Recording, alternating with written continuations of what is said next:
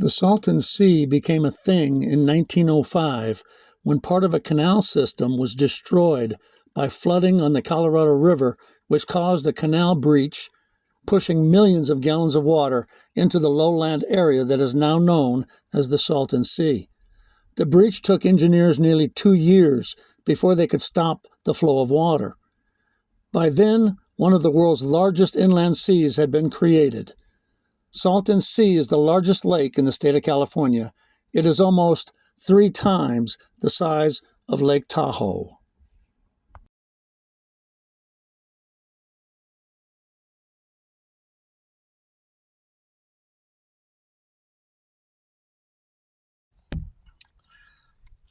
Jumper.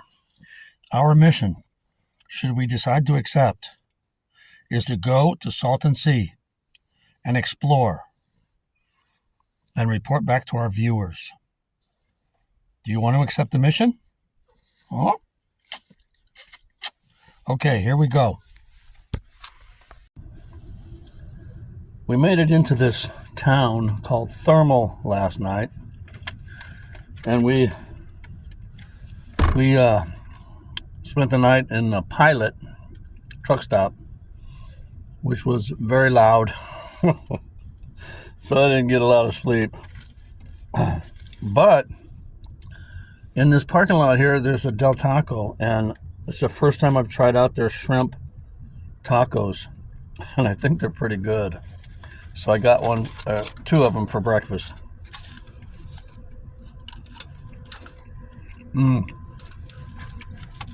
Jumper likes them too. I'll give you a bite.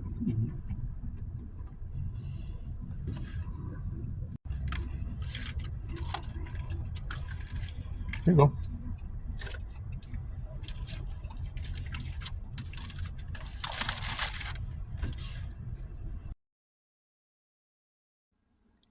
In the early 40s, America was getting involved in World War II. There was a naval air base on the east shore of the Salton Sea where they trained pilots. Due to the expedited training and poor instruments of that time, there were many accidents. There are over 25 planes still at the bottom of the Salton Sea, and many with the bodies of the unrecovered pilots. A Utah air base practiced dropping hundreds of dummy atomic bombs into the Salton Sea. They dropped the bombs from 6 miles up, so the pilot would have a chance to avoid the radioactive explosion. At that time, the size and weight of the plutonium implosion bombs made precise targeting a real problem. The bomb was called Fat Man due to its shape.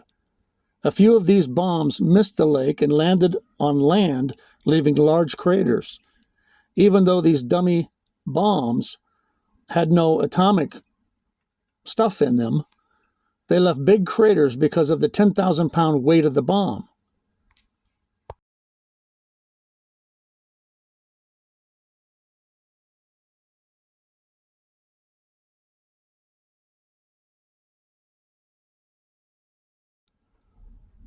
The Fat Man bomb dropped on Nagasaki was the last atomic bomb exploded in war.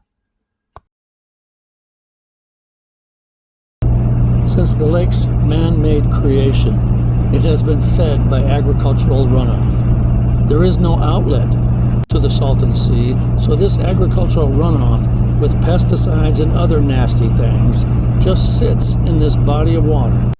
Now, the water has toxic levels of arsenic, chromium, zinc, lead, and pesticides like DDT. Without the contribution of the Colorado River water, the Salton Sea is receding, exposing a dry and toxic lake bed to the wind.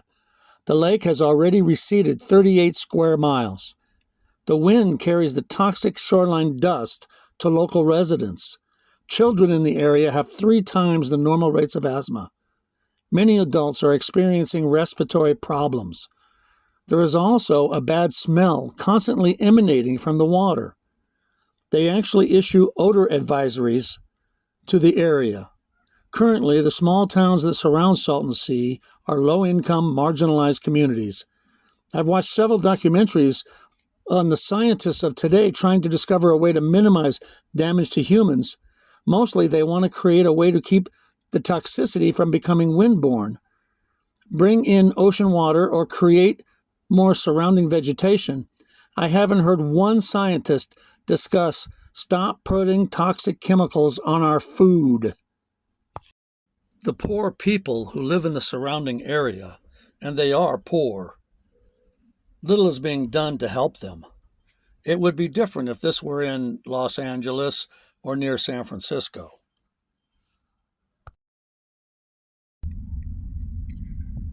Harmful algae may be present in this water. Do not let pets and other animals go into or drink the water or eat scum on the shore. Do not drink this water or use it for cooking. Do not eat shellfish from this water. Stay away from algae and scum in the water. Keep children away from algae in the water or on the shore. For fish caught here, throw away guts and clean fillets with tap water or bottled water before cooking. Sounds pretty disgusting to me.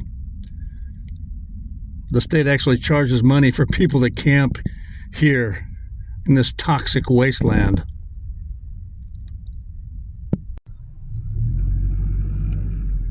I guess at one time, this was the place. Jumper and I went straight to the beach to look at the fascinating art exhibit.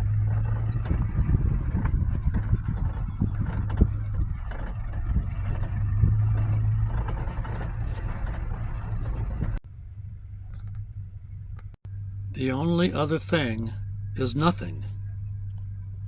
Okay, how profound.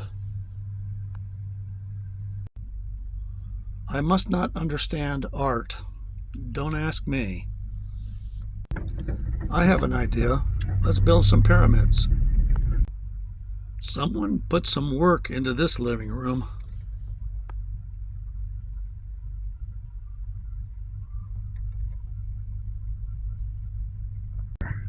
Most of the campers on this beach are not campers like myself. They actually live here. Some of them have put some effort into their camp spot.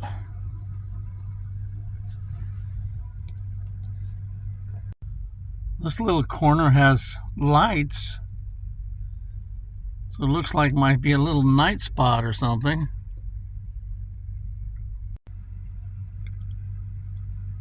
Okay.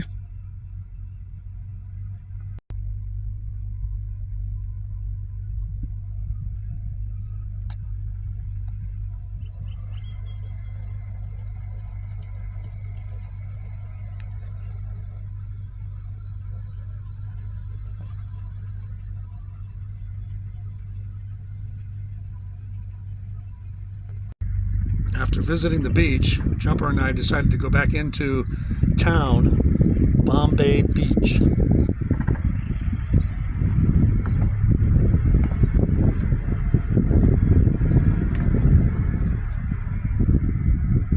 Some people seem to live in burnt-out shells of homes.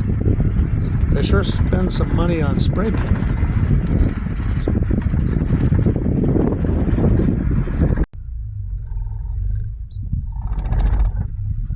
If you look in the side view mirror, you can see Jumper's expression.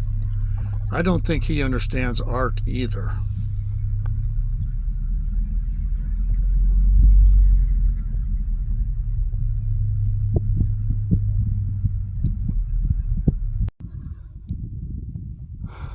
We're setting up camp right on the Salton Sea.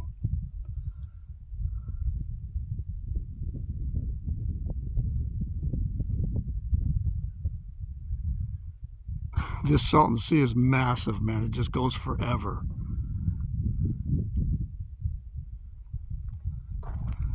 So we're gonna cook us some lunch.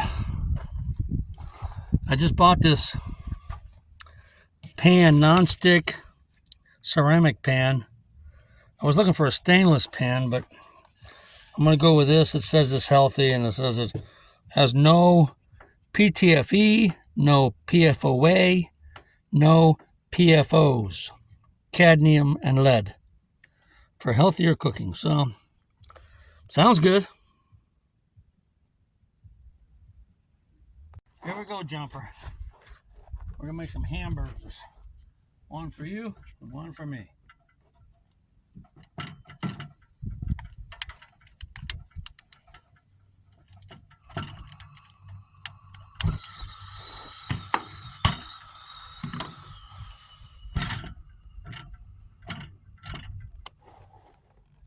That was no fun.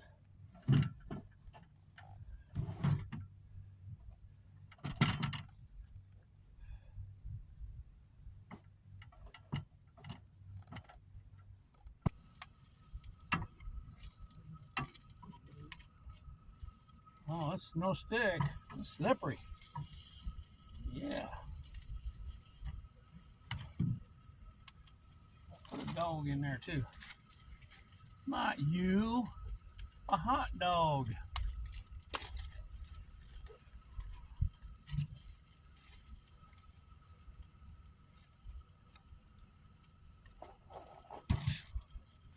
I'm not going to heat yours too much.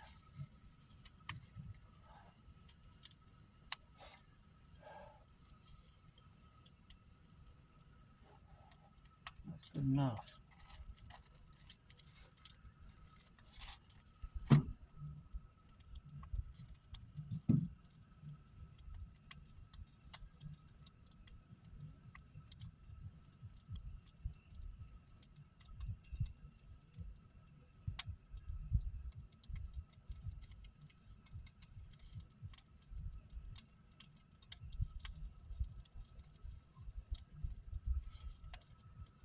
Okay, here's your hamburger.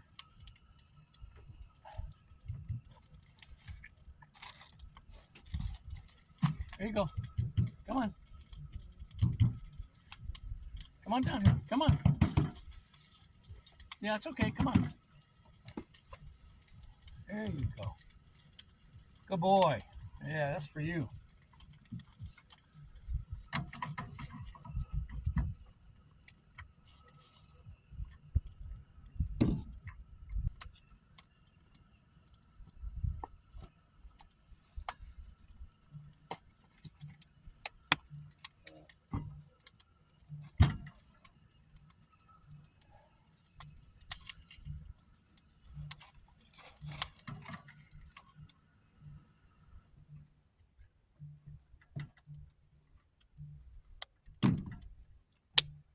All right. There we go. That's all you get. You had yours. Now it's my turn.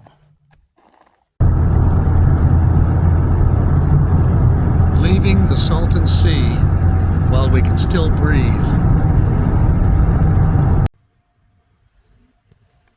Home sweet home. Jumper likes going for rides, but he loves it when we get back home too.